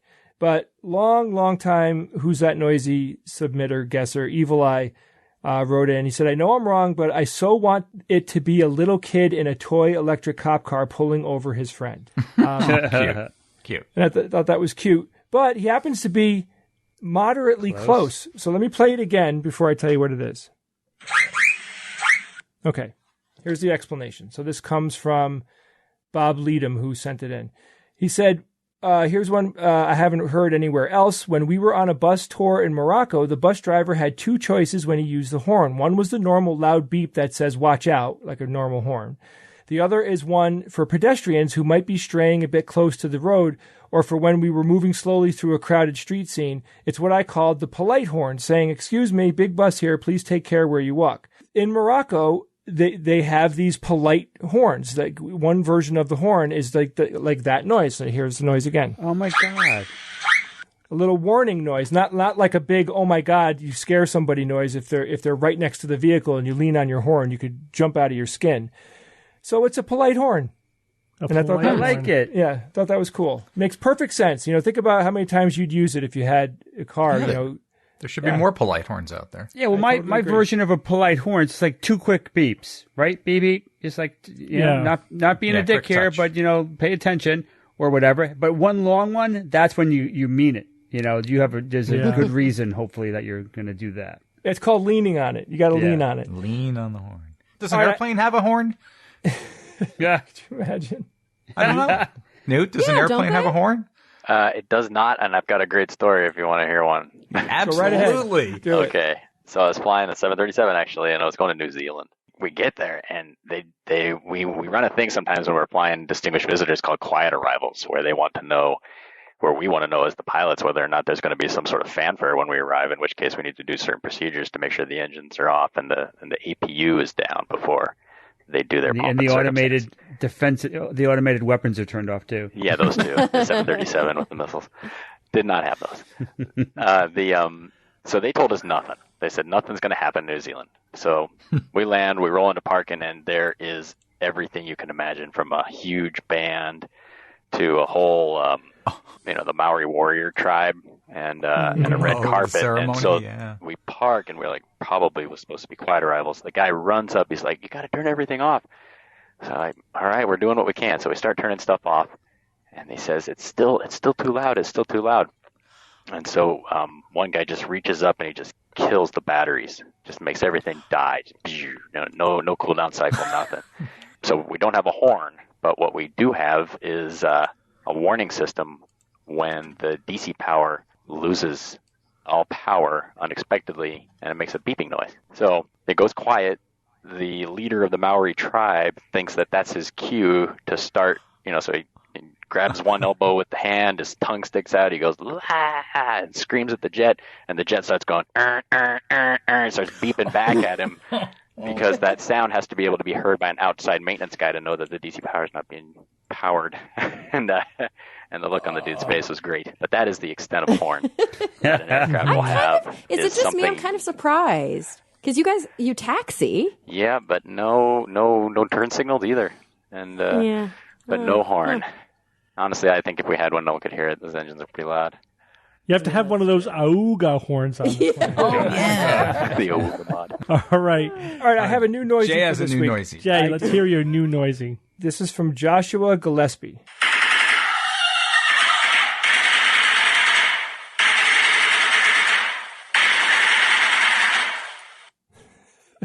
So, okay. I love this noisy. So, if you think you know what this week's noisy is, or if you heard something cool, and come on, people like Newt who work on airplanes, they hear cool stuff all the time, and you're not sending it to me. Just take 2 seconds and send me a cool sound. I know you heard something cool. Send it to WTN@theskepticsguide.org. All right. Thank you, Jay.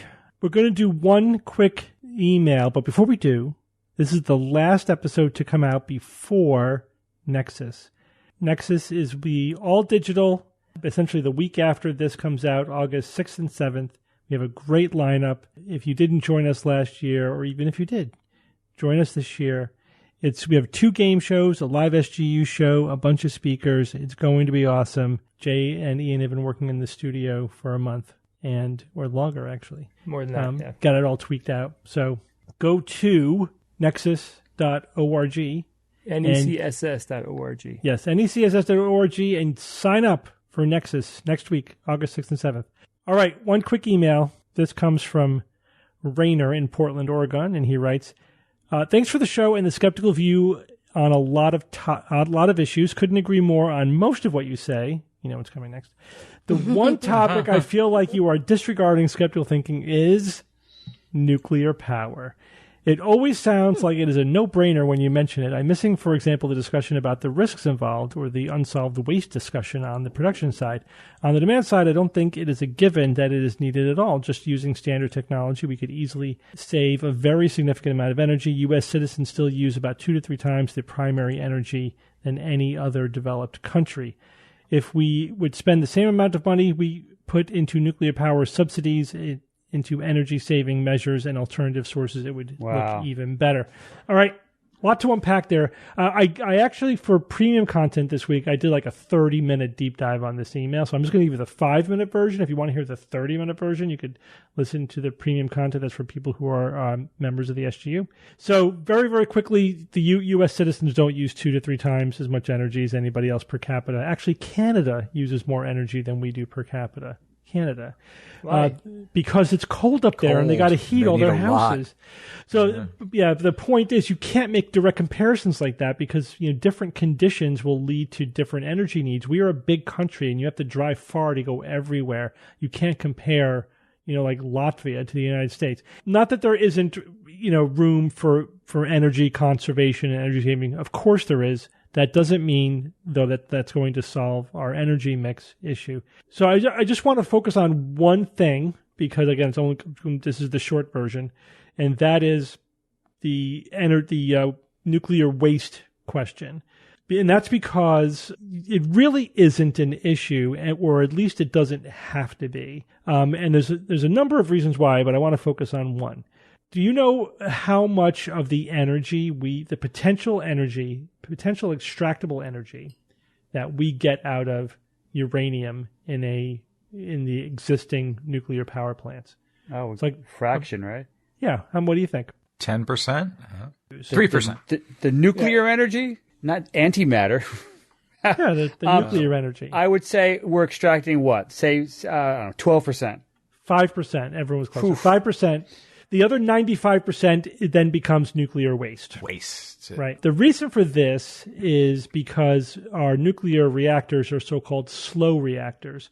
The idea is that you create a self-sustaining chain reaction because the neutron that gets kicked out of one uranium atom will then hit another one and cause that to break down, decay, and keep spreading. However, a uranium atom cannot capture a neutron directly because it's too fast.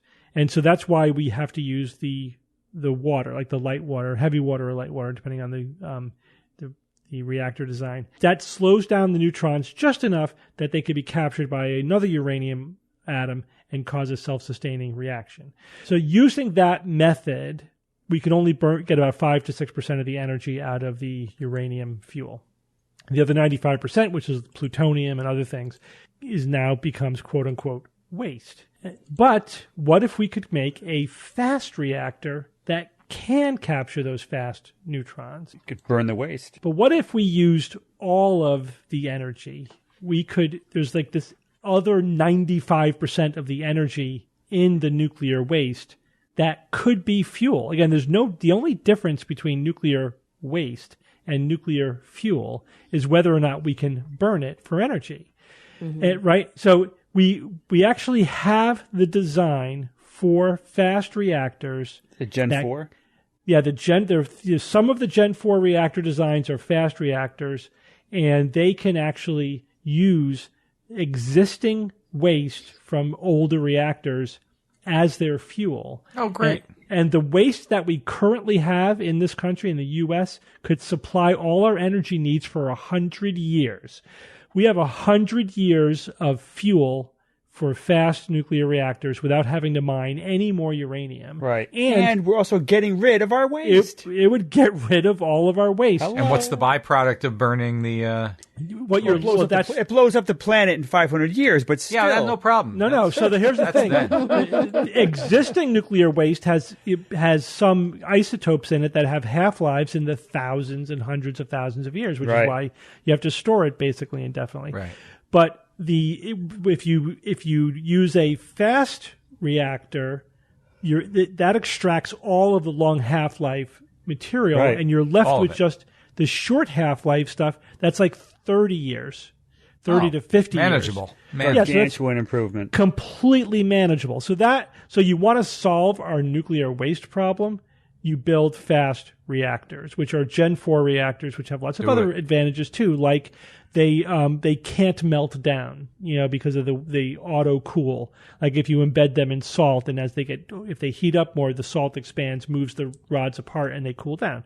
So like even if left unattended, it won't melt down, or if a pump fails, it won't melt down, etc. So they're much, much safer. They can be completely self-contained.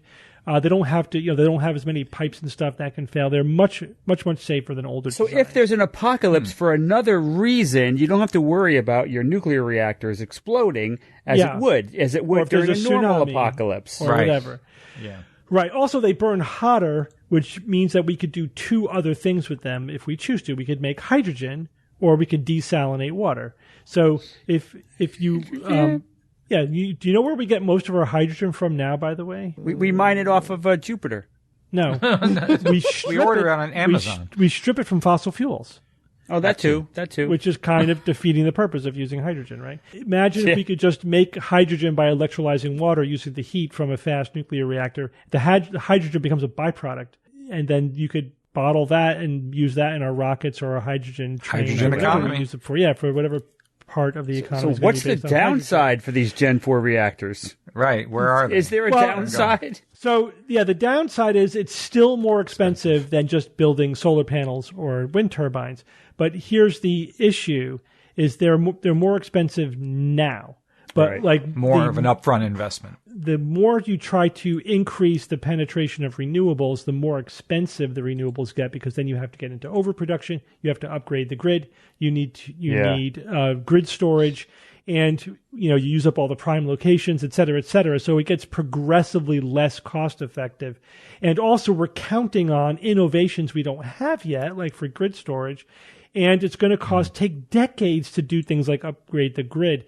So, if time were not an issue at all, you might make a reasonable argument for saying, all right, let's just go for all renewable and grid storage. Right. Like, fine, do that. Let's keep doing that. Let's keep building renewable and grid storage and all that stuff. That's great. Let's upgrade the grid. We got to do that anyway. But if we try to do that without keeping our nuclear in the mix, like we have 20% of our electricity right now in the U.S. is nuclear. It's about 10% worldwide, and it's all retiring pretty soon. If we don't keep that in the mix, then we're going to be use building fossil fuels. We're going to be building fossil fuel plants. Absolutely. If the goal is to get rid of fossil fuel as quickly as possible, then we want to do both. We want to do we want to do nuclear and as much renewable as we can, and grid storage and hydroelectric and geothermal, whatever we can, other than fossil fuel. So the people who are like the renewable purists are going to delay by decades decarbonizing our energy infrastructure. Are you guys aware of the fact we talk about global warming all the time, and yet the bottom line is between now and 2050, we're going to be increasing the amount of fossil fuel that we're burning for energy. It's already over 80% of our energy profile is from fossil fuel, and it's going to increase between now and 2050. And then the game is over in terms of preventing the worst outcomes from global warming. It's over. And we have to actually change what's happening over the next 30 years. So we could have small modular Gen 4 reactors up by 2030, and they could burn fuel from older plants. They won't have any, waste of they could burn waste from older plants. They won't generate any waste of their own. They'll be taking care of our waste problem. Yes, it's more expensive than just building more solar for now, but if you plan out the next 30 years of our energy infrastructure, it's actually cost effective. And especially if you consider the cost of global warming and the healthcare costs of burning fossil fuels and the subsidies to the fossil fuel industry, it's actually quite cost effective, certainly, than fossil fuel. To me, it seems like we need to be hedging our bets, and there's no reason why we shouldn't pursue this technology. Just to buy us a few decades, that we absolutely Steve, need. You're way over 5 minutes, man. Sorry. All right. I tried. All right, here we go. Let's move on to science or fiction. It's time for science or fiction.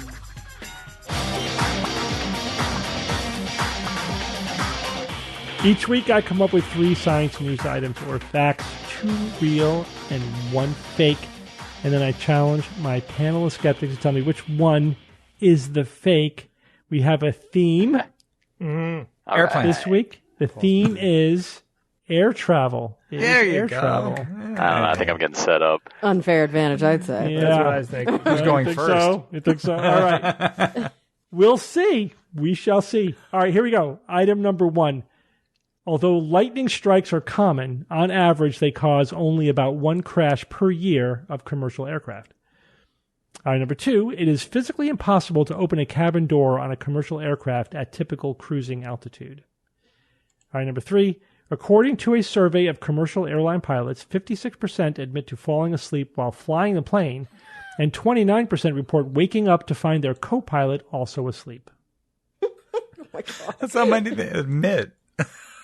All right, so Newt, for what should be obvious reasons, I'm going to have you go last. Wow.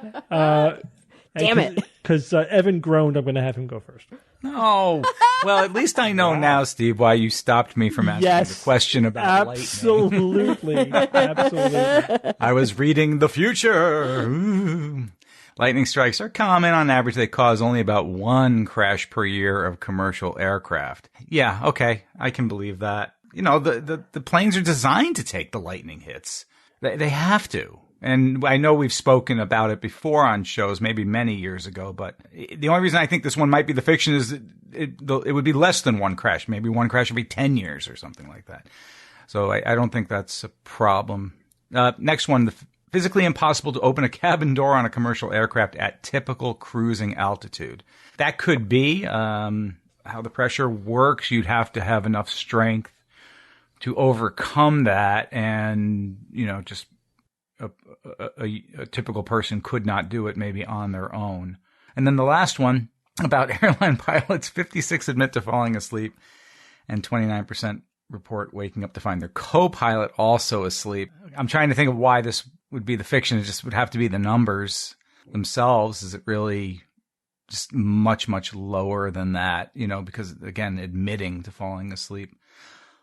Although, I guess we're going to learn about how much soon about how much the pilots actually, need to be awake at certain points, versus being able to go to sleep. All right, I'm going to go against the grain in my own head and say I think maybe the cabin door one. Maybe it is possible to open a cabin door at cruising altitude. I'll say that one's fiction. Okay, Kara. Yeah, I mean, part of me wants to go with Evan because, my rule I used to always tell my students when I would teach is if you have if you're taking a true-false exam and the question states always or never, it's usually false. Right. Usually. You see that? So to say it's physically impossible. Always false. Yeah, it's doesn't an absolute. allow for any caveats. Beware but the absolutes. I still think it's physically impossible. I don't know. I think the pressure is probably exorbitant. It's like saying it's physically impossible to open the submarine door. It's like, well, yeah, I don't think you can do that. So let's see. So for me, it's a question of frequency, right? Do more pilots admit to falling asleep? Fewer pilots admit to falling asleep? Are lightning strikes more common than that? Though I think the lightning strike one is getting to me the most because I feel like we hear about airplane crashes often. When an airplane crashes, it's on the news pretty much every time. And I've never heard of an airplane crashing because it was struck by lightning. It's almost always on takeoff or landing. And it's almost always because of some sort of failure of an engine or something like that. So to me, this one just, it doesn't have face validity because I can't remember a time in my existence where I was watching the news and I was like, holy crap, that airplane got struck by lightning and went down. So that's the reason I'm going to say that's the fiction. Okay, Bob. Okay, physically impossible to open the cabin door. It makes perfect sense. It's got to be that way. I mean, come on, there's crazy people on a plane that would do that. I even thought about it at one point. It's like not pushing the big red button, Bob. It's like asking for you to try. It just makes too much sense. Falling asleep, yeah, that's got to happen. I mean, they're not needed. They're needed for takeoff and landing. They're just talking on the speaker and having someone fun. who's on the call with us right now begs to differ. Oh wait, oh shit. But I mean, technically, cruise control. Falling asleep. Absolutely, I totally buy it. The one I'm not buying is lightning. One a year is way too much. I've also never heard of it, and I think one a year would be enough to make people say, I'm not going on that damn plane. Because one a year, one of them are going down. I've never heard of one. I think, they have designs in place to deal with it. They get struck all the time, like buildings. And I think that they basically almost, it's never so rare that we don't really none of us can think of one example. So one is fiction. Lightning strike is fiction. Okay, Jay. All right, I'll take them in reverse order. So it says, according to the survey, so 56% of pilots admit to falling asleep while flying the plane. This is vague, though, because... hold on, let me turn it off. What the hell? That was Who my are you shooting at? noisy. Somebody called me. I silenced the phone, and then I accidentally played my thing. Jay, man, I really hate, when you just have these recorded things just go off. Oh, sorry. Bob, I'm sorry, man. I know what you mean. Welcome to our lives. I won't. I shouldn't let it happen while we're talking because it's obnoxious. I hate you guys so much. I brought you that damn thing. So, 56% of pilots admit to falling asleep. They do fall asleep on the plane. They're allowed to, but this seems to be that they're saying that they did it when they're not supposed to. So, I guess I'm sure that they fall asleep just like everybody else. Like when they're on cruise control and things are, there are times when they could probably have a lot of downtime. I'm not 100% sure, but I just don't think that one is the fiction. Number 2, the one about being physically impossible to open the door. So air pressure inside of a plane is what, between 8 and 10,000 feet. And airplanes usually cruise around 36,000 feet. So there is a massive air pressure change, but the air pressure is higher in the cabin than it is outside. And you would think that would make the door easier to open. But I bet you that in the design of the airplane, that air pressure change does make it impossible to open the door. I'm sure that the door is impossible to freaking open because it would open a lot more. Well, that's the thing. What Kara said, you never hear of people opening doors on airplanes like that. Not what I said, but that's fair. Well, you kind of made me think of that. And then, you never hear Kara hearing about it. I'll say I think my guess is that the door locks when the wheels are up, right? If the wheels are in it like automatically makes it like you can't. Yeah, but Bob, what about on a crash landing? What about on a water crash landing when they don't, put the landing gear down? I don't agree with that.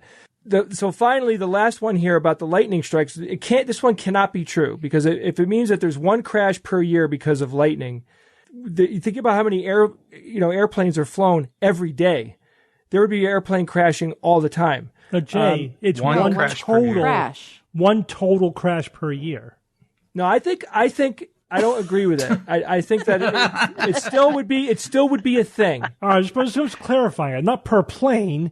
This is just in the world, one plane a year crashes due to a lightning strike. I mean, I think every single person that's ever been on an airplane has probably been on an airplane that's been hit by lightning. It happens all the time. I saw lightning hit an engine on an airplane, and nothing happened. It scared the shit out of me, but nothing happened. Yeah, the creature on the wing hung on too. There's something on the wing. So I think that planes get hit very often, but nothing happens. So I think the first one's got to be the fiction. Okay, Newt, straighten him out. All right. Jay, your analysis was really good, actually, on all three of them. But everybody had great points. I think I'm going to end up going around the same lines, but I'll work backwards as well. According to the survey, talking to pilots, and I want to just get a clarification. This is talking to the pilots that are in the seats, correct? Because a lot of aircraft have crew rest facilities. Yeah. This is a pilot who is supposed to be flying the plane, supposed to be at the controls. Okay. Yes. So while that, I hate to say that this is the truth, because it looks like what my profession is inherently unsafe. I'm going to say that this is the truth, because this is a fact. Because actually part of good cockpit resource management and safety in flight is something we call controlled cockpit rest, where you're encouraged to sleep for 20 minutes, but you're supposed to set an alarm or have the other guy wake you up at exactly 20 minutes. And this is for those really long, insane flights where you will be drunk to the point, if you're so sleep deprived that it's unsafer. Going to New Zealand. It's actually unsafer for you to not just get a little bit of rest. And it's kind of an emergency situation to do that, but it will pay dividends later. So there are regulations that allow for people to sleep. It to be used 56% of the time sounds like maybe a little bit of abuse, but I'm going to go ahead knowing pilots that is fact. Physically impossible to open a camera. But it sounds like you're not supposed to have your co-pilot be asleep at the same time. That is true, but I don't want to admit, maybe I know somebody who's woken up and seen that. Here we go. And I have been flying for a while. 29% of people. I can't say it happens 29% of the time, Oh my but gosh. I can see 29% of people saying that they've seen that happen for sure. Physical impossibility to open a cabin door. Jay, you hit it right on. Yeah, it's like 8,000 feet cabin altitude is inside the plane, and outside about 36,000 feet, where usually the commercial airlines fly. Aircraft I fly routinely go up to the high 40s. Imagine the pressure differential between 49,000 feet outside and 8,000 feet inside. And that, I just know it. That is what keeps the doors closed. It keeps everything tight, is when it's pressure pushing out on that round tube. So I imagine that pressure applies to the doors as well. Makes it pretty much impossible for a human to overcome those kind of pressure differentials. So that leaves us with number one. Although lightning strikes are common, that they would result in a single crash a year seems excessive. I got to think that across the commercial airline industry completely, you're in single-digit crashes for any reason a year as commercial aircraft, because airlines can't survive a wreck. They're very, very safe. And you can't control lightning, but they can mitigate it. So we have, you asked earlier if I've ever been hit by lightning, and the answer is yes, and I didn't know it till I landed. And the maintenance guy said, "Hey, it looks like you got hit by lightning." Oh, cool. So there's a lot of ways that that's reassuring in a way. Yeah. Okay. So I will say that number one is the fiction. It's way less. All right. I'll take these in reverse order, since Evan, you think that the number two is the fiction. Everyone else. Well, not anymore, but my guess is. Yeah. So we'll start number three. According to a survey of commercial airline pilots, 56% admit to falling asleep while flying the plane, meaning they were meant to be at the controls, and 29% report waking up to find their co-pilot asleep. You guys all are pretty happy thinking this one is the science, and this one is science. This is science. Cool. This was a British survey, so I don't think it's unique to British Airways, but Yeah, so pilots nod off, I guess, when they're not supposed to. Obviously, like it's not like when they fall asleep, the plane immediately starts going to a nosedive. Right? They use the airplane, like the movie. use the Airplane. wheel as a pillow.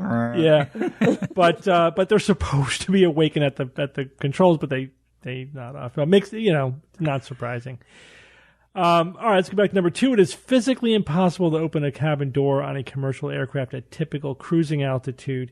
I do want to, just before I do the reveal, I want to ask you guys a question related to the first one. How many crashes do you think there are a year?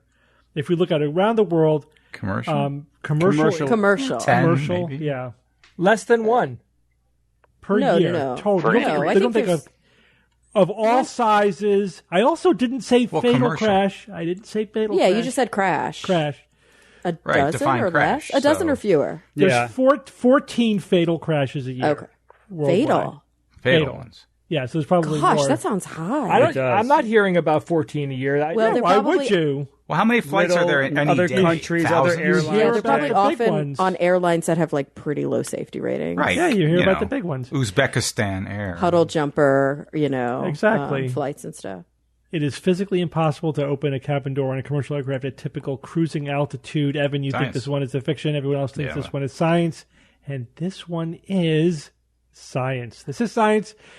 Yeah, Jay, you nailed it. So I did the calculation. I've read it in multiple places, but I did it myself just to double check. So how much pressure do you think there is on a cabin door if you're flying at 36,000 feet? Tons, right? 36,000 pounds. How many? Of pressure. 36,000. So tons. Oh, that's a lot. So yeah, so they are designed. So the inside of the door is bigger than the outside of the door. So it's a plug. It's literally called a plug design, right? Makes sense. Yeah, which makes sense. It's designed to be plugged by the pressure inside the cabin. And even if you were at 18,000 feet, it would be half that. It would be, 18,000 pounds of pressure. Right. That's why the little cards, the safety cards show you have to like undo it, turn it sideways. But and even then if throw you it out did the all door. that, You have to be still- Hulk. You No, couldn't no, do it. I'm saying because of the plug design. Yeah, Steve, You wouldn't can't you, physically right, open yeah. the door. You have wouldn't to turn you be it sideways. literally ripping through the metal before you'd open it normally? Yeah, I mean, you'd probably pull the Rip handle off of it. Yeah. Yeah, it's just not possible. So all this means that although lightning strikes are common, on average they cause only 1 crash per year of commercial aircraft. That is the fiction. So lightning strikes are very common, and modern aircraft are well designed so that they can withstand lightning strikes. The big risk is to the instrumentation. If you suddenly lose all your instrumentation in mid-flight, that'd be a bad thing. Not like the plane's going to necessarily blow up, but they are well designed to handle strikes. So how often do you think it does happen? All the time. One every 10 years. No, how often does a plane crash because it was struck by lightning? Oh, very, very, very infrequently. I mean, Evan says once every 10 years. What do you think? Once every 10 years, I would Or say. once every that 50 infrequent. years. The last one was in 1963.